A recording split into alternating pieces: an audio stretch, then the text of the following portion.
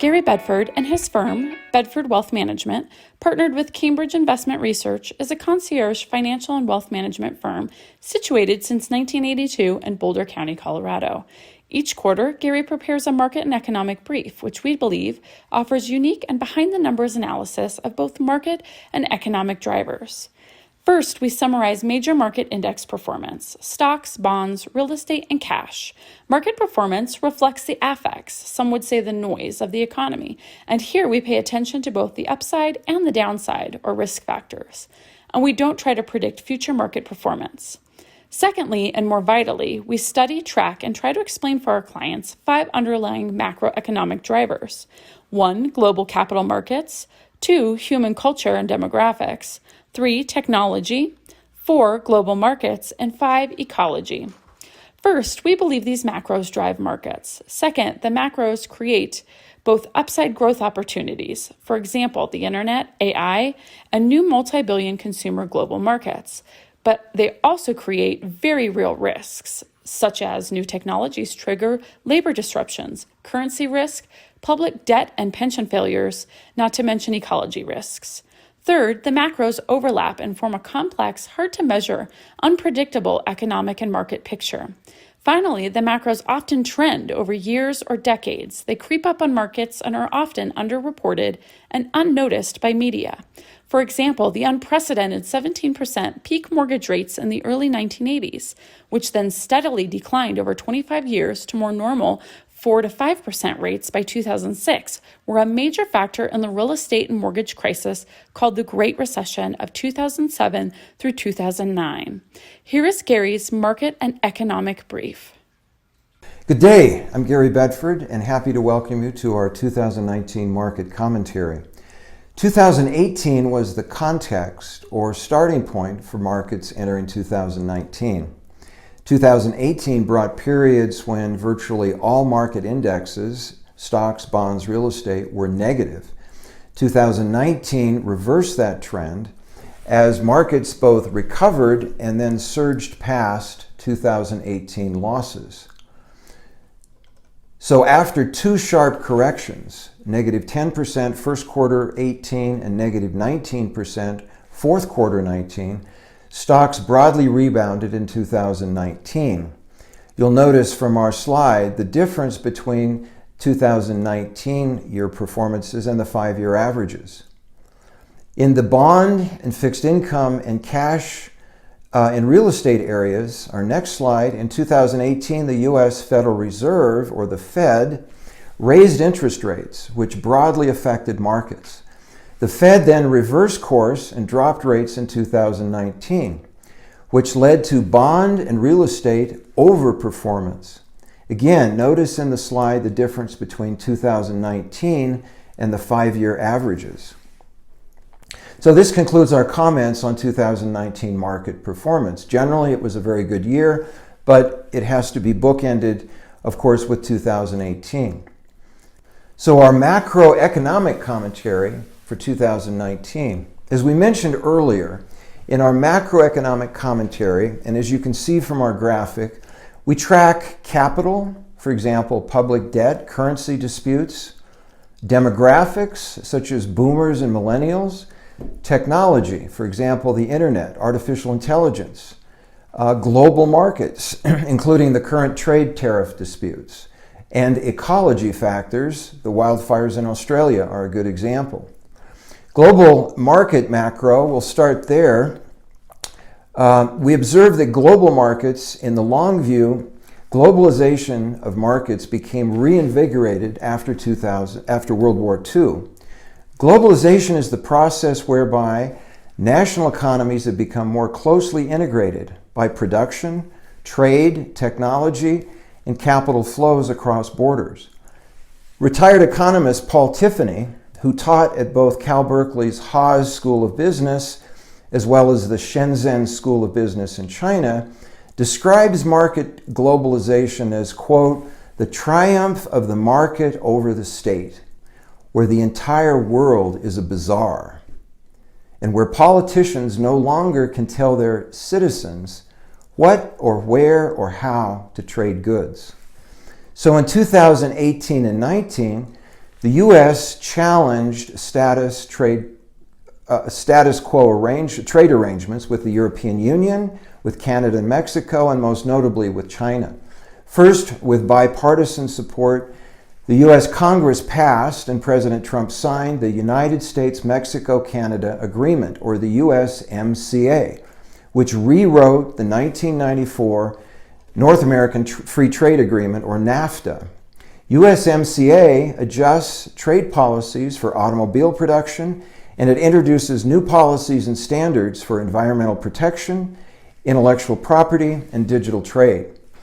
USMCA gave the U.S. additional footing to challenge U.S.-China trade policies, which date back to China's reemergence into global markets in the 1980s, led by post-Mao leader Deng Xiaoping and China's 2001 entry into the World Trade Organization, or the WTO. Since its WTO entry, China has emerged as the world's second largest economy and has generated as much as 30% of global GDP growth. GDP is simply the total estimated value of all goods and services produced. However, because of its size and rapid modernization, but also its corporate malfeasance and property rights violations, China's developing nation trade status has come under scrutiny. Here, the U.S. carries negotiating advantages over China since China's economy is more export dependent, particularly on U.S. markets. So when tariff tensions emerged in 2018 and 19, China almost immediately lowered its tariffs on over 1,500 U.S. import products. These adjustments were underreported by the media. But here the longer macro view is that current trade challenges, U.S. versus China, Great Britain and the EU, reflect continuing adjustments to globalization dating back to 1945. The 1970s, for example, witnessed other crises, including the U.S.-Japan trade disputes, as well as the global energy crisis, which in part triggered the move away from the gold currency standard. Current example is the Brexit crisis.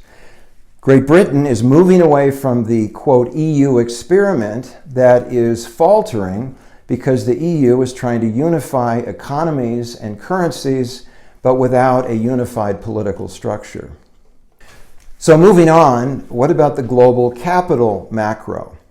Well, way back in 1997, over 2 decades ago, economist William Greider observed that, quote, the entire volume of publicly traded financial assets, at that time $24 trillion, was turning over every 24 days, meaning it was being bought and sold every 24 days. Hello, global capital macro. So the big question in global capital is, quote, what are investors not seeing, the financial media not reporting? And the answer is, what's happening in the boring bond markets.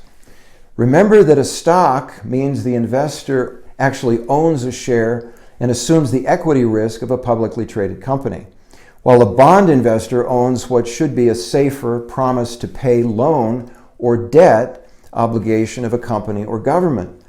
For investors, the cardinal rule reads, own bonds equal to your age and put the rest in stocks. So following that rule, a 65-year-old should own 65% in bonds and only 35% in stocks. This is especially true for investors who are retired, close to retirement, and seeking both higher income and less portfolio volatility. So the what's going on question is that market creep has seen the global bond market triple in size over the past 15 years. Total bond investment now exceeds $100 trillion, while global stocks equal around $64 trillion. The world is awash. Actually, it's underwater in debt. And bond trading volume also dwarfs stock trading volume. About 700 billion bonds trade every day versus around 200 billion stocks. We believe these developments point to a market paradigm shift. Governments around the world, including US, China, Japan, and the European nations, are awash in debt. The US government alone will add $1 trillion of new debt, called the fiscal gap, in its 2019 to 2020 budget. Its total fiscal debt now exceeds $20 trillion, basically equal to the size of the U.S. annual economic output, or GDP. So the real and forgotten risk of bonds is that this debt must all be repaid in the future. If not by the current generation, then its children and grandchildren. At the same time, and dating back to 2000 to 2002 dot-com crisis, governments have artificially suppressed interest rates, trying to boost economic growth. Global economies now hold $15 trillion in negative yielding debt. Totally unprecedented in history, meaning an investor's certificate of deposit actually loses value over time. So give the banker $100 and he guarantees to return $99. So evidence of this creeping paradigm shift is seen in markets in pension funds, which depend heavily on bonds to pay out retiree income.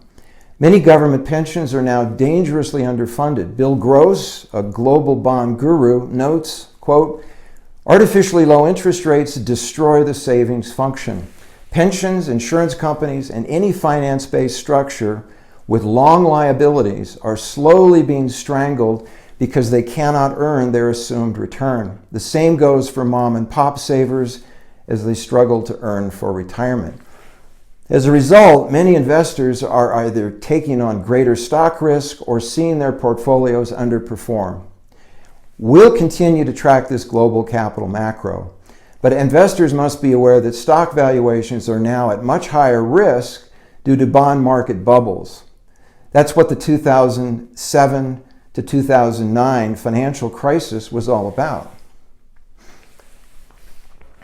So moving on, what's going on with demographics? Well, this is a fascinating area. Demographics tracks human populations by size, age, birth rates, nationalities, and vital statistics, and is possibly the most influential and yet least noticed by media global economic macro. You've probably heard of the 10,000 a day pig in the python U.S. baby boomers, now reaching age 65. As we noted, boomers are looking for income in depressed interest rate markets, often taking on greater stock risk and volatility. And while media keeps an eye on the federal budget fiscal gap, which is the difference between annual tax revenues and spending, it's not tracking the unfunded future liabilities of Medicare, Medicaid, and Social Security. Demographer Harry Dent, in his 2014 The Demographic Cliff, estimates these unfunded future liabilities at $66 trillion, and some estimates are much higher. In China's 1.4 billion human demographic, a fifth of the world population, its leaders know that its economic viability is at risk because of what's called the middle income trap. Can China's per capita GDP grow fast enough to catch up with developed economies? Of the approximately 100 developing economies that have reached middle income status, that is, they're no longer stuck in poverty, but they're not fully developed, only 13, such as South Korea, Israel, Ireland, Singapore, for example, have managed developed status. China's finance minister said in 2015, quote, "If in other countries this process took 20 years to evolve, but China, owing to the problem of growing old before growing rich, only has 5 to 10 years to make these adjustments." We'll continue to track this important macro for you. So the technology macro is really fascinating. Robert William Fogel, the 1993 Nobel laureate in economics, innovated the concept of technophysio-evolution, which is the confluence really of the technology and demographic macros we've been talking about. And he describes it as the rapid technological changes that have brought on exponential improvements in human physiology. You'll note the slide that for 9,000 years, human population growth was flat.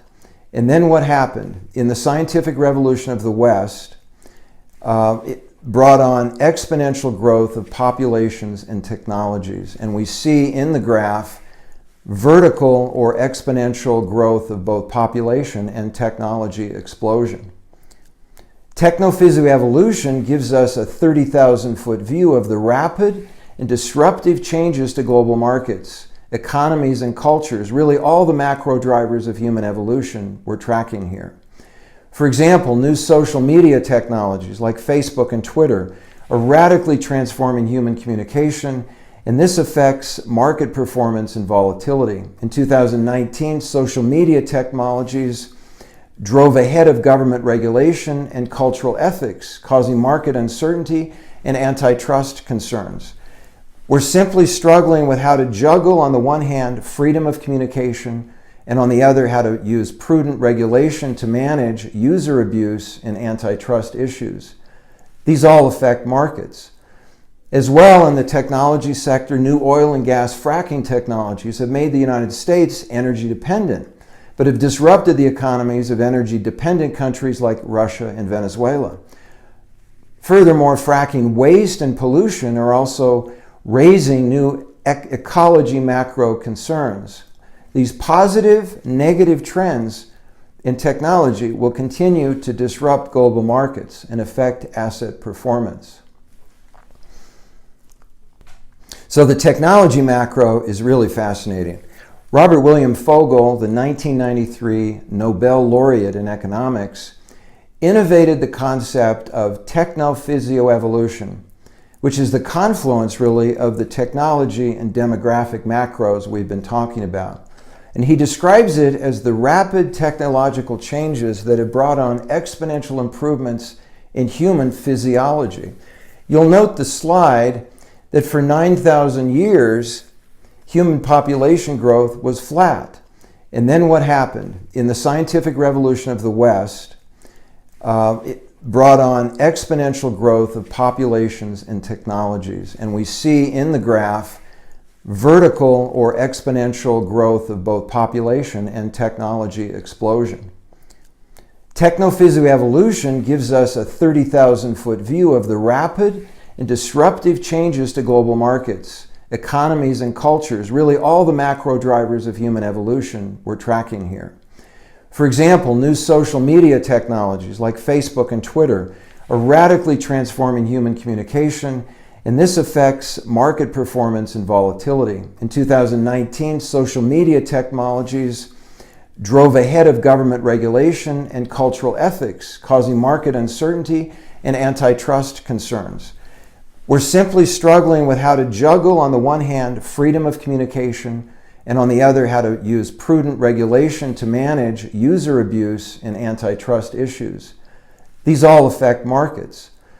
As well, in the technology sector, new oil and gas fracking technologies have made the United States energy dependent, but have disrupted the economies of energy-dependent countries like Russia and Venezuela. Furthermore, fracking waste and pollution are also raising new ecology macro concerns. These positive, negative trends in technology will continue to disrupt global markets and affect asset performance. So getting back to our slide, the ecology macro is our final of 5 macro drivers. So again, referring to our library, Nassim Nicholas Taleb, who was one of the most important observers of markets. He was a hedge fund manager and considered one of the 50 important intellectuals of the second half of the 20th century, wrote in 2007, The Black Swan, that, quote, Tokyo's 1923 earthquake caused a drop of about a third of Japan's gross domestic product. Likewise, the great 1906 San Francisco earthquake and subsequent fire were major factors in the 1907 stock market panic. Wildfires in Australia and California offer examples of recent ecology risk. Apparently, many of the Australia fires are human-caused. 180 people have been arrested for arson. In California, the Camp Fire in Paradise, close to where I grew up in Chico, killed 67 people and was triggered by seasonal drought, massive buildup of forest overgrowth and errant forest management, and the failure in high winds of 100-year-old transmission lines. Again, human and ecology macros on collision courses, which brought devastating effects to the underlying economies and markets. Today, we believe that just as the world's ecology is at risk from human activity, likewise investors are substantially more vulnerable to ecological risk. Cities like San Francisco, LA, Tokyo, Seattle now sit atop dangerously active earthquake faults. Over the past 75 to 100 years, much of our global infrastructure has been built out in environmentally dangerous geographic regions, especially along coastlines. Likewise, climate change is now at the forefront of government economic policy, and we expect market performance to be leveraged by this ecology macro going forward. So in summary, you may be wondering, how do we manage investments to address these macro drivers? I think our approach can be summarized in 4 principles. First, because these macro drivers are always present, we believe portfolios must be prepared in advance of volatility and risk. Secondly, because of new market technologies, risk assets such as stocks are now more liquid than ever imagined. You can buy the market at 10, sell it at 10.05, buy it back at 10.15, and then do that all day long.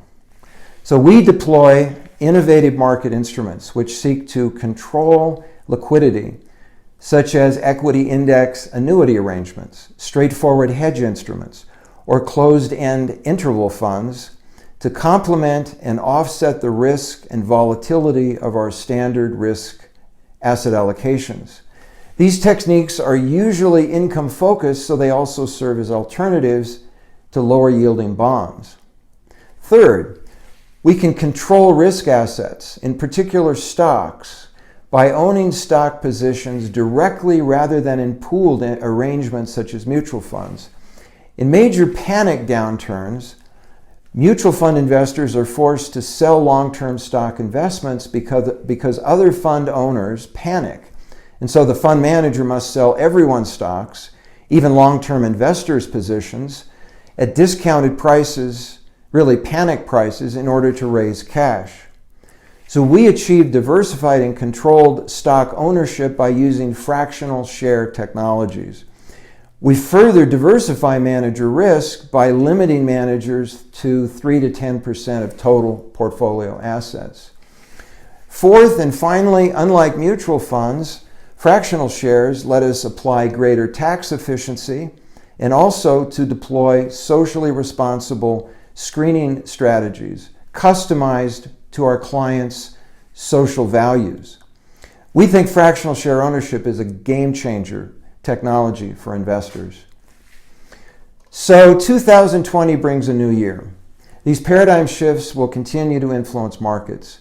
We believe market performance cannot and in fact should not be predicted. Our macro focus informs us that because markets are subject to these powerful forces, market behavior and performance remain unpredictable. Client portfolios must be prepared in advance of disruptions and volatility. As the great football coach Vince Lombardi intoned, quote, "The will to win is not nearly as important as the will to prepare to win." This concludes my commentary. See you in April for our first quarter 2020 wrap-up. If you'd like a copy of our commentary, please contact us at www.garybedford.com. Thank you.